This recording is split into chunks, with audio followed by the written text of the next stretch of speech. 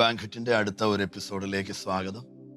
കർത്താവായ യേശുക്രിസ്തുവിന്റെ നാമത്തിൽ എല്ലാവർക്കും സ്നേഹവും വന്ദനവും അറിയിക്കുന്നു.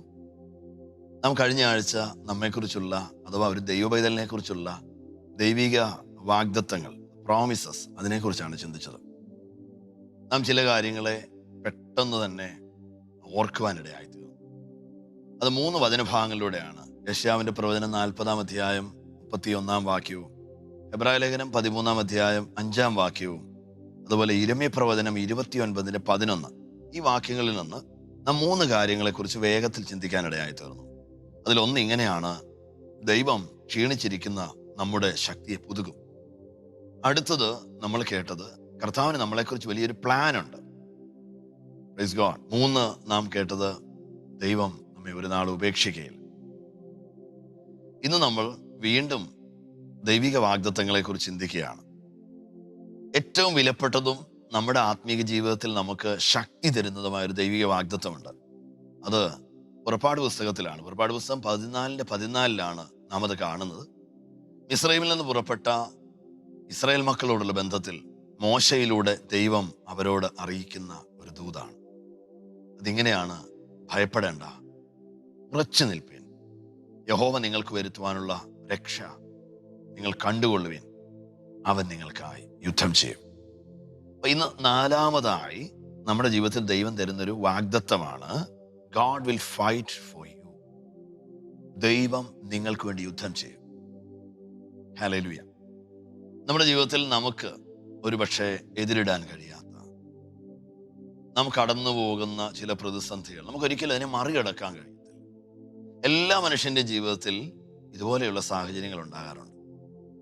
ജീവിതത്തിൽ പ്രശ്നങ്ങളോ പ്രതിസന്ധികളോ വരുമ്പോൾ ഇതെനിക്ക് മാത്രമുള്ള പ്രശ്നമാണ്, എനിക്ക് മാത്രമുള്ള പ്രതിസന്ധിയാണ് എന്ന് നിങ്ങൾ ചിന്തിക്കാൻ തുടങ്ങിയാൽ നിങ്ങൾ ഓർക്കുക, നിങ്ങളെപ്പോലെ നിരാശാഭരിതരായവർ എങ്ങും കാണത്തില്ല. അതുകൊണ്ട് ഒരു ഭക്തൻ തൻ്റെ ജീവിതത്തിൽ ഒരിക്കലും ചിന്തിക്കരുതാത്തതാണ് ഇതെനിക്ക് മാത്രമായിട്ടുള്ള പരീക്ഷ. ഒരിക്കലും അങ്ങനെയല്ല. എന്നാൽ ബൈബിളിൽ അങ്ങനെയുള്ള വ്യക്തികൾ ഉണ്ട് താനും. അത് ഭൂലോകത്തിൽ ആർക്കുമില്ലാത്ത പരീക്ഷയിലൂടെ കടന്നുപോയ വ്യക്തിയുണ്ട്. അദ്ദേഹത്തിന് പേര് യോബ് എന്നാണ്. എന്നാൽ ആ ജോബിനെയും ദൈവം വിടുവിച്ചു. മറ്റു മനുഷ്യർക്ക് ആർക്കും ഉണ്ടാകാത്ത വിപത്തിനകത്തുകൂടി കടന്നു പോകുന്നവനെയും അവന്റെ കൂടാരത്തെയും അവനെയും വിടുവിക്കുകയും മടക്കി കൊടുക്കുകയും ചെയ്യുന്ന ഒരു ദൈവിക വിശ്വസ്തത. അപ്പൊ നമ്മുടെ ജീവിതത്തിൽ എപ്പോഴും നാം ചിന്തിക്കേണ്ടുന്ന ഒന്നാണ്: നമ്മുടെ ദൈവം വളരെ വിശ്വസ്തനാണ്. യേശുക്രിസ്തുവിന്റെ തിരുനാമത്തെ വിളിച്ചപേക്ഷിക്കുന്ന ഒരുവൻ രക്ഷ പ്രാപിക്കും. രക്ഷ പ്രാപിക്കും എന്ന് പറഞ്ഞാൽ അതിൻ്റെ അർത്ഥം ഒരു നരകം അനുഭവങ്ങളിൽ നിന്ന്, അല്ലെ ജീവിതത്തിനപ്പുറത്ത്, മരണത്തിനപ്പുറത്ത് ഉള്ള ഒരു നരകത്തിൽ നിന്ന് സ്വർഗത്തിലേക്ക് പോകുന്ന കാര്യമൊന്നും അല്ല കേട്ടോ. അത് മാത്രമല്ല, നമ്മുടെ ജീവിതത്തിലെ സകല കാര്യങ്ങളിൽ നിന്നും, സകല തകർച്ചകളിൽ നിന്നും ഒരു രക്ഷയുണ്ട് കർത്താവായ യേശുക്രിസ്തുവിന്റെ നാമത്തിൽ. ഞാൻ കഴിഞ്ഞ എപ്പിസോഡുകളിൽ നിങ്ങളോട് പറഞ്ഞതാണ്, വീണ്ടും ഞാൻ നിങ്ങളോട് പറയാൻ ആഗ്രഹിക്കുന്നു. നിങ്ങൾ യേശുവിനെ കർത്താവിന്റെ രക്ഷിതാവായി സ്വീകരിച്ചതിന് ശേഷം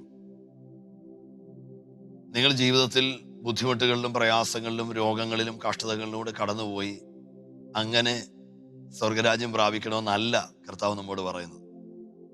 നിങ്ങൾ അനുഭവിക്കുന്ന സൗഖ്യവും, നിങ്ങൾ അനുഭവിക്കുന്ന സമാധാനവും, നിങ്ങൾ അനുഭവിക്കുന്ന വിടുതലുകളും, നിങ്ങളുടെ ജീവിതത്തിലുള്ള അഭിവൃദ്ധിയും ഒക്കെ കണ്ടിട്ട് അനേകർ പറയണം, ദൈവം ഇവന്റെ ജീവിതത്തിലുണ്ട്. ഞാൻ ഇവന്റെ പ്രാർത്ഥനകൾ കേൾക്കുന്ന ദൈവത്തെക്കുറിച്ച് ഞങ്ങൾ കാണുന്നു. ഈ വ്യക്തിയുടെ ജീവിതം കണ്ടിട്ട്, അവന്റെ ദൈവം അവനെ നടത്തുന്ന വിധങ്ങൾ കണ്ടിട്ട് ഞങ്ങൾക്കും ആ ദൈവത്തെ ആവശ്യമാണ് എന്ന് പറയത്തക്ക നിലകളിൽ നമ്മുടെ കൂടെ ഇരിക്കാനാണ് ദൈവം ആഗ്രഹിക്കുന്നത്. ഇവിടെ നിങ്ങൾ കാണുക, ഈ 4ാമത്തെ വാഗ്ദത്തം: God will fight for you. ദൈവം നിങ്ങൾക്ക് വേണ്ടി യുദ്ധം ചെയ്യും. ഇത് ഇസ്രായേലിനോട് മോശ ഓർപ്പിക്കുന്നതാണ്. കാരണം ഇസ്രായേൽ ഇപ്പോൾ വലിയൊരു പ്രതിസന്ധിയിലാണ്. ആ പ്രതിസന്ധി മറ്റൊന്നുമല്ല, ഏതാണ്ട് 400-ൽ പരം വർഷമായിട്ട് അവരനുഭവിക്കുന്ന പ്രതിസന്ധികൾക്കകത്ത് ഇപ്പോൾ അവർക്കൊരു വിടുതലിന് വേണ്ടി ദൈവം കുറിച്ചു വെച്ചിരിക്കുന്ന സമയമായിരിക്കുക. അവർ ഫറവോന്യ അടിമത്തത്തിലാണ്. ഈ ചരിത്രമൊക്കെ നിങ്ങൾക്കറിയാം. ഈ മോശ എന്ന് പറയുന്നൊരു പുരുഷനെ ദൈവം ഈജിപ്തിലേക്ക് അയക്കുന്നു.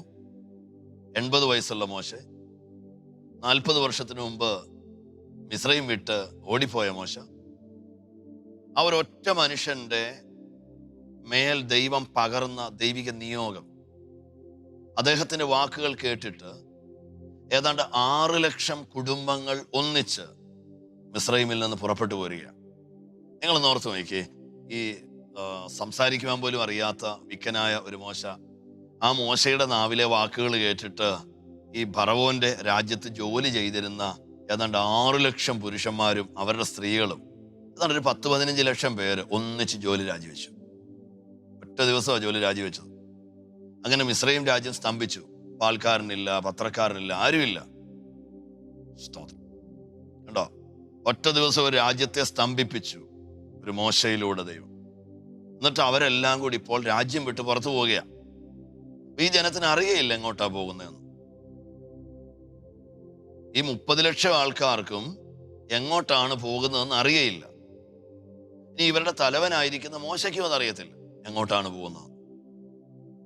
എന്നാൽ ഒരു ദൈവത്തെ വിശ്വസിച്ചിട്ട് ഒരു അർദ്ധരാത്രി എല്ലാവരും കൂടെ അങ്ങ് ഇറങ്ങി പുറപ്പെടുക. ഇനി അവർ ചെല്ലുവാൻ ഉദ്ദേശിക്കുന്ന രാജ്യത്ത് ഇപ്പോൾ താമസിക്കുന്നത് വലിയ കനാന്യ രാജാക്കന്മാരൊക്കെയാ. ഏതാണ്ട് 31 പരം ജാതീയ രാജാക്കന്മാർ, പരാക്രമശാലികളാണവർ, മല്ലന്മാരാണവർ. അങ്ങനെയുള്ള രാജ്യത്തിലേക്കാണ് ഈ 400 ചില്ലുവാനും വർഷം അടിമത്വം അനുഭവിച്ച് ഈ ജനം പോകുന്നത്. അപ്പോൾ എന്ത് വിശ്വസിച്ചാണ് അവർ മുമ്പോട്ട് പോകുന്നത്? ഈ പറയപ്പെടുന്ന ജനം ആരും ദൈവത്തെ കണ്ടിട്ടില്ല. ഇവരോട് ആരോടും ദൈവം ഇടപെട്ടിട്ടില്ല. ഇവരുടെ 4 തലമുറകൾക്ക് മുമ്പ് അബ്രഹാം എന്ന് പറയുന്ന ഇവരുടെ പിതാവിനോട് പണ്ടെങ്ങോ ദൈവം എന്തൊക്കെയോ ഓർപ്പിച്ചതായിട്ട് അവർക്കറിയാം. അതൊക്കെ പഴമൊഴികളായിട്ട് ഇവർ കേട്ടിട്ടുള്ളതാണ്. അപ്പൊ പഴമൊഴിയും വായ്മൊഴിയുമായിട്ടൊക്കെ ഇവർ കേട്ട പല കാര്യങ്ങളും അവരുടെ ഹൃദയത്തിൽ ഉണ്ടെന്നല്ലാതെ ഇവർക്ക് ആർക്കും ദൈവത്തെ കുറിച്ചൊന്നും അറിയത്തില്ല. അങ്ങനെയുള്ള ഒരു കൂട്ടം ജനം ഒരു ദിവസം അർദ്ധരാത്രി ഇറങ്ങി പുറപ്പെടുകയാണ്. അങ്ങനെ പുറപ്പെടുമ്പോൾ അർദ്ധരാത്രി അവർ പൊയ്ക്കൊള്ളുവാൻ, അവരുടെ ദൈവത്തെ ആരാധിക്കുവാൻ അവർ പൊയ്ക്കൊള്ളുവാൻ അവർക്ക് അനുമതി കൊടുത്ത ഫറവോൻ വീണ്ടും അവരെ പിടിക്കേണ്ടതിന്, അവരെ കൊല്ലേണ്ടതിന് അവർക്കെതിരെ വരികയാണ്. ഈ ജനത്തിൻ്റെ കയ്യിൽ വാളില്ല, കുന്തമില്ല, മറ്റ് ഉപകരണങ്ങളൊന്നും തന്നെ ഇല്ല. യുദ്ധ ഉപകരണങ്ങളൊന്നുമില്ലാത്ത ഈ ജനം വല്ലാതെ ഭയക്കുമ്പോൾ അതിന് നടുവിൽ ദൈവത്തെ തിരിച്ചറിയുന്ന ഒരുവന്റെ ശബ്ദം ഈ ജനക്കൂട്ടത്തിന്റെ മുഴുവൻ ശബ്ദത്തെ അമർച്ച ചെയ്യുക. ഇവിടെ മോശയെന്ന് പറയുന്ന ഒരു മനുഷ്യൻ, ഈ മനുഷ്യൻ മാത്രമേ ദൈവത്തെ കണ്ടിട്ടുള്ളൂ. അഥവാ മുൾപടർപ്പിൽ വെച്ച്, ഹോരേബിൽ വെച്ച് ഒരു ദൈവശബ്ദം കേൾക്കുകയും ഒരു ദർശനം കണ്ടെന്ന് അവകാശപ്പെടുകയും ദൈവം തന്നെ അയച്ചിട്ടാണ് താൻ വന്നതെന്ന് പറയുകയും അതിന് ചില അടയാളങ്ങളൊക്കെ അദ്ദേഹം നൽകുകയും ചെയ്തു. ഇതും വിശ്വസിച്ച ജനം ഇറങ്ങിയിരിക്കുന്നത്. അങ്ങനെ മോശയെ വിശ്വസിച്ച് ജനം ഇറങ്ങുന്നു. അതുപോലെ ദൈവത്തെ വിശ്വസിച്ച് മോശ മുൻപോട്ട് പോകുന്നു. ഇതിന് നടുവിൽ വരുന്ന ഈ ഫറവോന്യമായ ആക്രമണം, അതിനെ പ്രതിരോധിക്കുവാൻ കഴിയാതെ ആ രാത്രിയിൽ തന്നെ എല്ലാം അവസാനിക്കുമെന്ന് ചിന്തിച്ചിരിക്കെ ദൈവത്തിന്റെ അരുളപ്പാട്, യുദ്ധം നിങ്ങളുടേതല്ല, അതെൻ്റേതത്രേ, ഞാൻ യുദ്ധം ചെയ്യും. ഈ ചരിത്രം ഇത്രത്തോളം, നിങ്ങൾക്കറിയാവുന്ന ചരിത്രം ഇത്രത്തോളം ഞാൻ നിങ്ങളോട് വീണ്ടും പറയുവാൻ ആഗ്രഹിച്ച എന്താണെന്ന് അറിയുമോ? നിങ്ങളുടെ ജീവിതത്തിലും ഒരിക്കലും പരിഹരിക്കുവാൻ കഴിയാത്തതുപോലെയുള്ള ചില പ്രതിസന്ധികൾ, ചില എതിരുകൾ, ഇതോടുകൂടി ഞാൻ അവസാനിച്ചു, ഇനി ഇതിനൊരു പരിഹാരമില്ല, ഈ രാത്രി കൊണ്ട് ഞാൻ തീരുകയാണ്, ഇനി ഒരു പകൽ കാണത്തില്ല എന്നൊക്കെ പറയത്തക്ക നിലകളിൽ നിങ്ങളെക്കാൾ ബലമുള്ള, നിങ്ങൾക്ക് ബുദ്ധി കൊണ്ട് ചിന്തിച്ചാൽ ഒരു എത്തും പിടിയും കിട്ടാത്ത ജീവിതാനുഭവങ്ങളിലൂടെയാണ് നിങ്ങൾ കടന്നു പോകുന്നതെങ്കിൽ, ഇന്ന് നിങ്ങൾ എന്നെ കേട്ടുകൊണ്ടിരിക്കുമ്പോൾ ദൈവത്തിന് നിങ്ങളോട് അറിയിപ്പാനുണ്ട് തൻ്റെ വചനത്തിലൂടെ. നിങ്ങൾ ഏകരല്ല. നിങ്ങൾ പിടിച്ചിരിക്കുന്ന യേശുക്രിസ്തുവിന്റെ നാമത്തെ വീണ്ടും മുറുകെ പിടിച്ചുകൊള്ളുക. യുദ്ധം നിങ്ങളുടേതല്ല, അത് ദൈവത്തിൻ്റെതത്രേ. ഈ പ്രതിസന്ധിക്കകത്ത് വലിയ ചില ദൈവപ്രവൃത്തികളെ നിങ്ങൾ കാണാൻ പോകുക. ജീവിതത്തിൽ ഇനിയും മുൻപോട്ടില്ലെന്ന് എന്നെ കേൾക്കുന്ന നിങ്ങളിൽ ആരെങ്കിലും കരുതുന്നെങ്കിൽ, അത് ഏത് വിഷയമായിക്കൊള്ളട്ടെ, സാമ്പത്തികമോ ആത്മീകമോ ഭൗതികമോ ഭൗമികമോ എന്തുമായിക്കൊള്ളട്ടെ, ഈ ദൈവവചനം കേൾക്കുമ്പോൾ അതിനു മുമ്പിൽ നിങ്ങൾ ശിരസ് നമിക്കുന്നെങ്കിൽ തീർച്ചയായിട്ടും ഒരു ദൈവപ്രവൃത്തി നിങ്ങൾ ഇരിക്കുന്ന ഇടങ്ങളിൽ നിങ്ങളെ തേടിയെത്തും. അപ്പോൾ അന്ന് രാത്രി ദൈവം അവർക്ക് വേണ്ടി യുദ്ധം ചെയ്തു. അവരറിയാത്ത ഒരു യുദ്ധതന്ത്രം ദൈവത്തിന്റെ കാര്യത്തിലുണ്ടായിരുന്നു. വാസ്തവത്തിൽ ഫറവോനെ അവരുടെ പിന്നാലെ അയച്ചതുപോലും ദൈവത്തിന്റെ പദ്ധതിയായിരുന്നു. ചില പ്രശ്നങ്ങൾ വീണ്ടും നമ്മെ പിന്തുടരുമ്പോൾ, നാം ഓടി മാറിയിട്ടും അത് നമുക്ക് പിന്നാലെ വരുമ്പോൾ മറന്നു പോകരുത്, ഇതിൻ്റെ അകത്ത് പ്രാർത്ഥിച്ചിട്ട് വിടുതലില്ല എന്നല്ല, ദൈവം തൻ്റെ പദ്ധതികളില്ലാതെ നമ്മെ ഒരു പ്രതിസന്ധികൾ കൂടെ കടത്തിവിടുന്നില്ല. ആമേൻ. ഇനിയും പ്രാർത്ഥിച്ചാൽ മറുപടി ഇല്ലെന്ന് തോന്നുന്ന, കാത്തിരുന്നിട്ടും വിടുതലില്ലെന്ന് തോന്നുന്ന ഓരോ പ്രതിസന്ധികൾക്കകത്തും വീണ്ടും ദൈവത്തിൻ്റെ നാമത്തിൻ്റെ വിശ്വസ്തതയെ നിങ്ങൾ മുറുകെ പിടിക്കുന്നെങ്കിൽ നാം ചിന്തിച്ചിട്ടില്ലാത്തതും നാം ഇന്നുവരെ അനുഭവിച്ചിട്ടില്ലാത്തതുമായ ദൈവിക കരുതലുകളും ജയവും നമ്മുടെ ജീവിതത്തിൽ വെളിപ്പെടും. കാരണം കർത്താവ് വിശ്വസ്തനാണ്. ആമേൻ. സോ ഇവിടെ നമ്മോട് വലിയൊരു വാഗ്ദത്തമാണ് പറഞ്ഞത്, ദൈവം നിങ്ങൾക്ക് വേണ്ടി യുദ്ധം ചെയ്യും. അതുകൊണ്ട് നിങ്ങൾ ഇന്ന് എന്നെ കേൾക്കുമ്പോൾ ഞാൻ നിങ്ങളോട് വളരെ സന്തോഷത്തോടും ദൈവാത്മ നിറവിലും പറയാൻ ആഗ്രഹിക്കുന്നു, നിങ്ങൾക്ക് യുദ്ധം ചെയ്യാൻ കഴിയാത്ത ഒന്നിനോടും നിങ്ങൾ യുദ്ധം ചെയ്യരുത്. നിങ്ങളുടെ ബുദ്ധിക്ക് അതീതമായ കാര്യങ്ങളുണ്ടെങ്കിൽ അത് നിങ്ങൾ ദൈവസന്നിധിയിൽ വെക്കുക, ഇന്ന് മിണ്ടാതിരിക്കുക. ഒരു ദൈവപ്രവൃത്തി അതിന്മേൽ കാണും. ചിലർ പറഞ്ഞ് ഞാൻ കേട്ടിട്ടുണ്ട് ദൈവഭൃത്യന്മാരോട് അഥവാ ഞങ്ങളെപ്പോലുള്ളവരോട്, പാസ്റ്ററേ ഈ ചിന്തിക്കാതിരിക്കുന്നത് എങ്ങനെയാ? എങ്ങനെ ഞങ്ങൾ ചിന്തിക്കാതിരിക്കും? എങ്ങനെ വിചാരപ്പെടാതിരിക്കും? ഇത്രയും പ്രശ്നങ്ങളും പ്രതിസന്ധികളും ഒക്കെ വരുമ്പോൾ എങ്ങനെ വിചാരപ്പെടാതിരിക്കും? അത് മാനുഷികമായി നാം പറയുന്നത് വാസ്തവമാണ്, പക്ഷെ അതൊരു സത്യമല്ല. നമ്മുടെ ജീവിതത്തിൽ വാസ്തവങ്ങളും സത്യങ്ങളും ഉണ്ട്.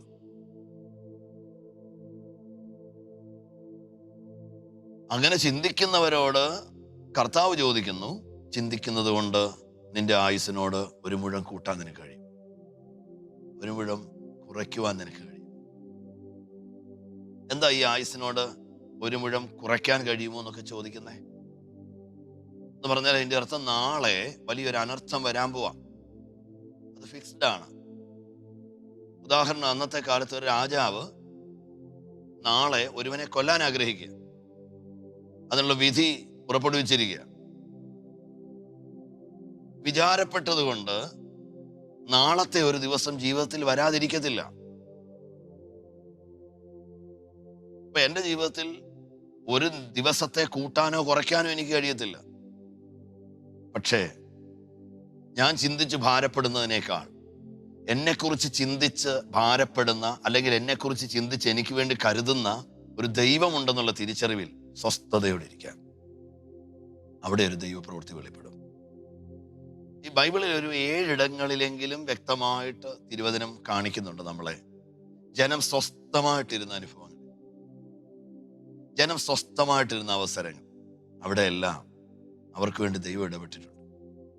എന്ന് പറഞ്ഞാൽ അടുത്തത് ഇനി എന്ത് സംഭവിക്കുമെന്ന് ആർക്കും പ്രഡിക്റ്റ് ചെയ്യാൻ കഴിയാത്ത അനുഭവങ്ങൾ, അതെല്ലാം അവർക്കെതിരെ നിൽക്കുമ്പോൾ ഞങ്ങളുടെ ദൈവം ഞങ്ങൾക്ക് വേണ്ടി ഇടപെടും എന്നുള്ള ആ തിരിച്ചറിവിൽ അവർ മൗനമായിരിക്കുന്നിടത്ത്, അവർ തങ്ങളുടെ ചിന്തകളെ അടക്കി ദൈവസന്നിധാനത്തിൽ ഒരു ദൈവപ്രവൃത്തിക്കായി കാത്തിരിക്കുന്നിടത്ത്, ഇനിയും പ്രാർത്ഥിക്കപ്പെട്ടത് ഏതൊക്കെ വിഷയങ്ങളാണോ അതെല്ലാം ദൈവകരങ്ങളിൽ കൊടുത്തിട്ട് ഞാൻ ഈ വിഷയത്തിനായി പ്രാർത്ഥിച്ചിട്ടുണ്ട്, അതെൻ്റെ ദൈവം കേട്ടിട്ടുണ്ട്, ദൈവം എനിക്ക് വേണ്ടി ചെയ്യും എന്നുള്ള തിരിച്ചറിവിൽ എവിടെയെല്ലാം ജനം സ്വസ്ഥനായിട്ടുണ്ടോ അവിടെയെല്ലാം ബുദ്ധിക്കും ചിന്താഗതികൾക്കും മാനുഷിക ചിന്തകളുടെ പരിമിതികൾക്കപ്പുറത്ത് ഒരു ദൈവപ്രവൃത്തി കണ്ടിട്ടുണ്ട്.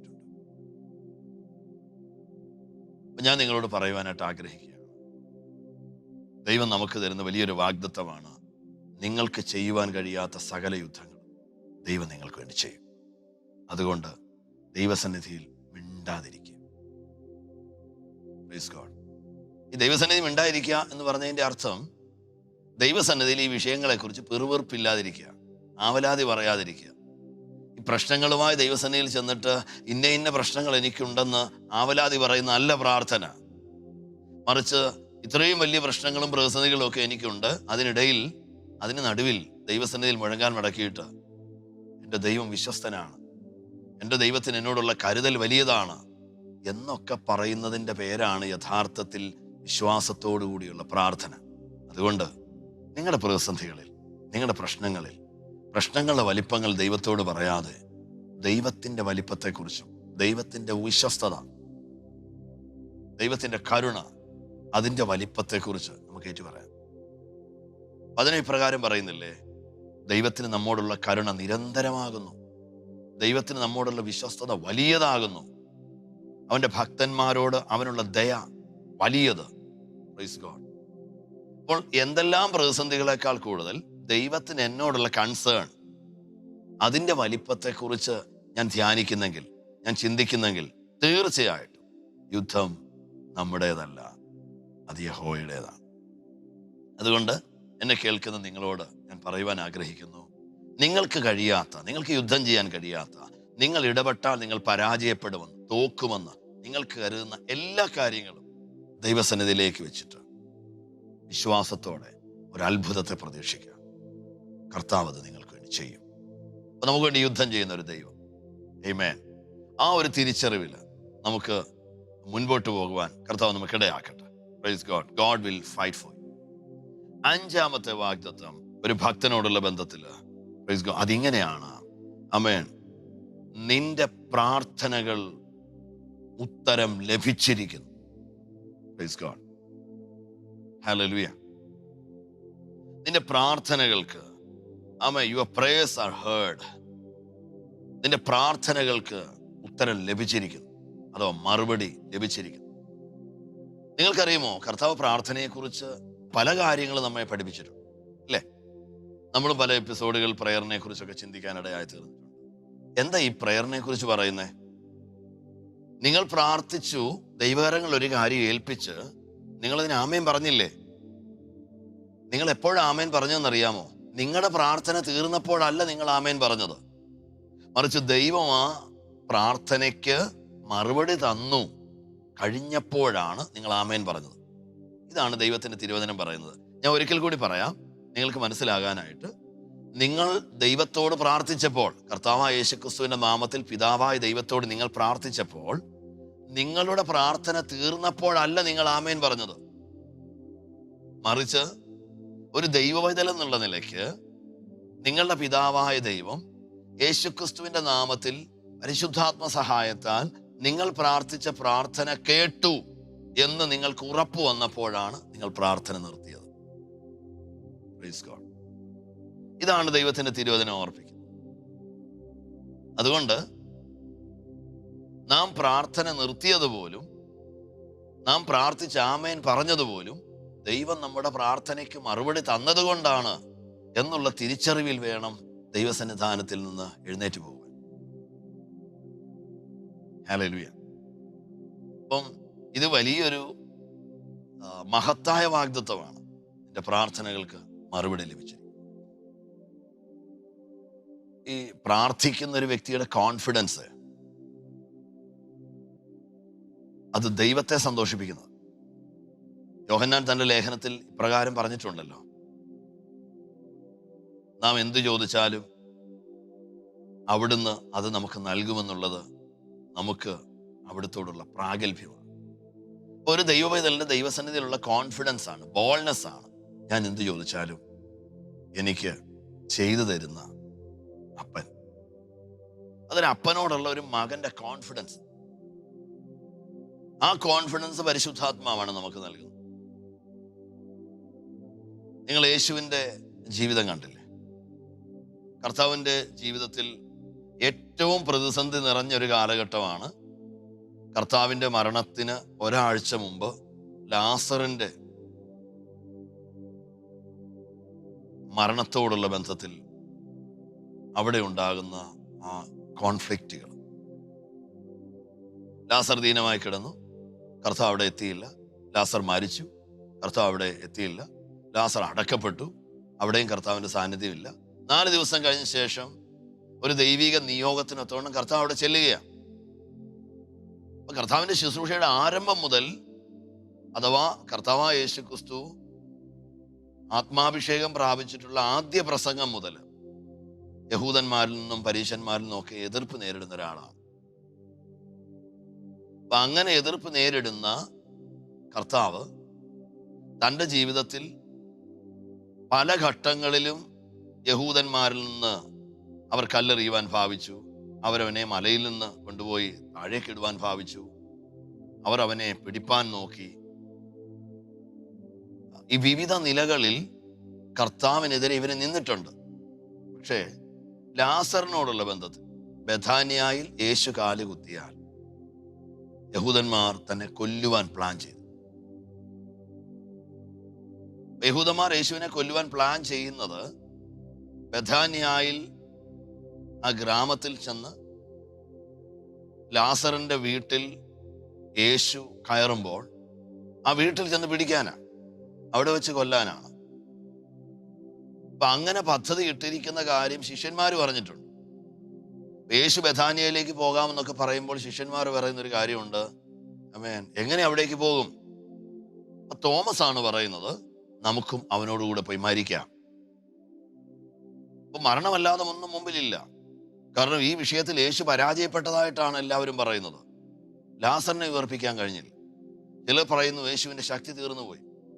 ചിലർ പറയുന്നു കുരുടന്റെ കണ്ണ് തുറക്കുവാനേ കഴിയത്തുള്ളൂ, മരിച്ചവരെ ഉയർപ്പിക്കാൻ അവന് കഴിയത്തില്ല. ഇങ്ങനെ വിവിധ റിപ്പോർട്ടുകൾ. ഈ അന്നത്തെ കാലത്ത് സോഷ്യൽ മീഡിയ ഒക്കെ ഉണ്ടായിരുന്നെങ്കിൽ ഇത് മാത്രമായിരുന്നു വൈറലായിട്ട് വരേണ്ട ചില കാര്യങ്ങൾ. ഇതിന് നടുവിലാണ് യേശു വളരെ സിമ്പിളായിട്ട് പിതാവിന്റെ പക്കൽ നിന്ന് ഒരു അരുളപ്പാടുമായിട്ട് പോവുകയാണ് ബഥാനിയയിലേക്ക്. കർത്താവ് അവിടെ ചെല്ലുന്നു. ശിഷ്യന്മാരോട് കർത്താവ് പറയുന്നു, ലാസർ മരിച്ചിട്ടില്ല. നമ്മുടെ സ്നേഹിതനായ ലാസർ ഉറങ്ങുകയാണ്. ചില ദിവസം കൂടുതലായിട്ട് ഉറങ്ങിപ്പോയി. നമുക്ക് ലാസറിനെ വിളിച്ചുണർത്താം. ഈ കർത്താവ്, ഈ ദൈവത്തിൽ ആശ്രയമുള്ളൊരു മനുഷ്യൻ പ്രശ്നങ്ങളെ എങ്ങനെ കൈകാര്യം ചെയ്യുന്നു നമ്മളെ പഠിപ്പിക്കുക. മാനുഷിക നിലയിൽ ലാസറിനെ സ്നേഹിക്കുന്ന മറിയയ്ക്കും മാർത്തയ്ക്കും പറയാം, മരിച്ചു, 4 ദിവസം കഴിഞ്ഞു, ഇനി രക്ഷയില്ല, ഇനി എന്തെങ്കിലും കാണുന്ന നീതിമാന്മാരുടെ പുനരുത്ഥാനത്തിലാണ് എന്നൊക്കെ പറയാം. പക്ഷെ തികച്ചും ദൈവികമായി ഒരു പ്രശ്നത്തെ കാണുന്ന യേശു അവരോട് പറയുന്നു, വിശ്വസിച്ചാൽ നീ ദൈവത്തിന് മഹത്വം കാണും. ഇങ്ങനെ പറഞ്ഞിട്ട് കർത്താവായ യേശു ക്രിസ്തു ലാസറിന്റെ കല്ലറയുടെ അരികിൽ ചെന്നിട്ട് പ്രാർത്ഥിക്കുന്ന ഒരു പ്രാർത്ഥനയുണ്ട്. ആ പ്രാർത്ഥന ഇതാണ്: പിതാവേ, അങ്ങ് എൻ്റെ പ്രാർത്ഥന കേട്ടതിനായി ഞാൻ അങ്ങേക്ക് സ്തോത്രം ചെയ്യും. അങ്ങ് എപ്പോഴും എൻ്റെ പ്രാർത്ഥന കേൾക്കുന്നു എന്ന് ഞാൻ അറിയുന്നു. ഇതാണ് ഈ ആത്മനിറവുള്ളവന്റെ ഒരു വലിയ ബോൾനെസ് ആണ്, ഒരു കോൺഫിഡൻസ് ആണ്. എൻ്റെ പ്രാർത്ഥന എപ്പോഴും ദൈവം കേൾക്കുന്നു. സ്തോത്രം. അപ്പൊ ഇത് നമ്മോട് കർത്താവ് പറയാൻ ആഗ്രഹിക്കുകയാണ്, നിങ്ങളുടെ പ്രാർത്ഥനകൾ ഞാൻ കേൾക്കുന്നു. യെരമ്യാ പ്രവചനത്തിൽ അതിന് 33:3 ദൈവം യെരമ്യാവിനോട് പറയുകയാണ്, നീ എന്നെ വിളിച്ചപേക്ഷിക്കുക, ഞാൻ നിനക്ക് ഉത്തരവരുളും. നിനക്ക് അറിഞ്ഞുകൂടാത്തതും മഹത്തരവുമായ കാര്യങ്ങൾ ഞാൻ നിന്നെ ഗ്രഹിപ്പിക്കും. ഇസ്രായേലിന് ഇനി എന്തു വരാൻ പോകുന്നു എന്നുള്ള വലിയ ചിന്താഗതിയിൽ, വിഷമത്തിൽ ഒക്കെ യെരമ്യാവ് പ്രാർത്ഥിക്കുക. ആ പ്രാർത്ഥിക്കുമ്പോഴാണ് ദൈവം പറയുന്നത്, നീ എന്നെ വിളിച്ചപേക്ഷിക്കുക, നീ എന്തിനാ ഭാരപ്പെടുന്നത്? ഞാൻ നിനക്കില്ലേ? ഈ രാജ്യത്തിന് എന്ത് ഭവിക്കുമെന്ന് കരുതി നീ എന്തിനാണ് ആശങ്കാകുലനാകുന്നത്? ഞാനില്ലേ നിന്നോടത് പറഞ്ഞു തരാൻ? നിനക്ക് അറിഞ്ഞുകൂടെങ്കിൽ എന്നോട് ചോദിക്കുക, നീ എന്നെ വിളിച്ചപേക്ഷിക്കുക, ഞാൻ നിനക്ക് ഉത്തരമരുളും. നിനക്ക് ഈ രാജ്യത്തെക്കുറിച്ച് നാളെ എന്ത് സംഭവിക്കുമെന്ന് അറിഞ്ഞുകൂടാ, പക്ഷേ നിനക്ക് അറിഞ്ഞുകൂടാത്തതും മഹത്തരവുമായ കാര്യങ്ങൾ ഞാൻ നിനക്ക് വെളിപ്പെടുത്താം. അപ്പൊ നമ്മോടുള്ള വാഗ്ദത്തം, നമ്മുടെ പ്രാർത്ഥന കേട്ടിരിക്കുന്നു, എല്ലാ പ്രാർത്ഥനകളും. അതുകൊണ്ട് നിങ്ങൾ ഇന്ന് പ്രാർത്ഥിക്കുമ്പോൾ ദൈവം മൗനമാണെന്ന് ചിന്തിക്കരുത്. സകല പ്രാർത്ഥനകളും കേൾക്കുന്നൊരു ദൈവത്തിന്റെ കരങ്ങളിൽ, എൻ്റെ പ്രാർത്ഥനയെ കേൾക്കുന്ന ദൈവം എന്നുള്ള തിരിച്ചറിവിൽ നമുക്ക് ദൈവകരങ്ങളിൽ മുഴങ്ങാൽ മടക്കാം. ഒരു നിമിഷം പ്രാർത്ഥിക്കാം. സ്വർഗീയ പിതാവേ, ഈ തിരുവചനം കേട്ടുകൊണ്ടിരിക്കുമ്പോൾ അങ്ങ് ഞങ്ങളെ സ്പർശിക്കുന്ന കൃപയ്ക്കായി സ്തുതിക്കുന്നു. കർത്താവേ, ഞങ്ങളുടെ സകല പ്രാർത്ഥനകളും അങ്ങ് കേൾക്കുന്ന കൃപയ്ക്കായി സ്തോത്രം. ഞങ്ങൾക്ക് പരിശുദ്ധാത്മാവിനാൽ തന്ന ആ പുത്രത്വത്തിനായി ഞങ്ങൾ അങ്ങയെ സ്തുതിക്കുന്നു. പിതാവേ, യേശു കർത്താവ് ലോകത്തിലായിരുന്നപ്പോൾ എത്രത്തോളം കോൺഫിഡൻസോടെ പ്രാർത്ഥിച്ചു, അത്രത്തോളം കോൺഫിഡൻസോടെ പ്രാർത്ഥിക്കുവാൻ ഞങ്ങൾക്ക് യേശുക്രിസ്തുവിന്റെ നാമത്തിൽ തന്ന അധികാരത്തിനായി സ്തോത്രം. ഞങ്ങൾ അവിടുത്തെ കൃപയിൽ ശരണപ്പെടുന്നു. ഞങ്ങളോടുള്ള എല്ലാ ദൈവ അനുഗ്രഹത്തിന് ഇടപെടലുകൾക്കായിട്ട് നന്ദി പറയുന്നു. യേശുക്രിസ്തുവിൻ നാമത്തിൽ തന്നെ ആമേൻ. കർത്താവ് നമ്മെ അനുഗ്രഹിക്കട്ടെ. ദൈവത്തിന്റെ കൃപ കൂടെ ഇരിക്കട്ടെ. Love you all. God bless you.